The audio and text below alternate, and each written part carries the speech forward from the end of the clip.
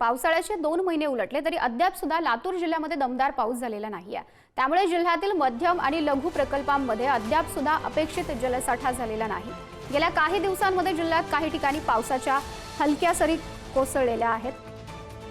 राज्यातील अनेक भागात दमदार पाऊस होत आहे, तर दुसरीकडे लातूर जिल्ह्यात गेल्या 2 महिन्यापासून अद्यापही दमदार पाऊस झालेला नाहीये।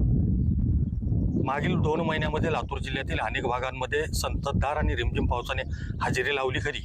या पावसामुळे खरीप पिकांना जीवदानी मिळालं, मात्र लातूर जिल्ह्यात असलेल्या मध्यम आणि लघु प्रकल्पातील पाणीसाठ्यात अद्याप अपेक्षित वाढ झालेली नाहीये।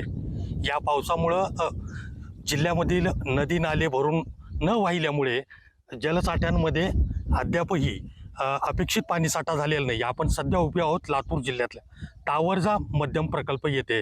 या प्रकल्पामध्ये सद्यस्थितीला 8.5% इतका उपयुक्त पाणीसाठा आहे। सद्यस्थितीला 18 ते 20% इतका उपयुक्त पाणीसाठा झालेला आहे आणि या जलसाठ्यांमध्ये पाणीसाठा होण्यासाठी सध्या दमदार पावसाची आवश्यकता आहे आणि त्याच प्रतीक्षेत या भागातले नागरिक आहेत। पुढारी न्यूजसाठी श्रीराम जाधव, लातूर।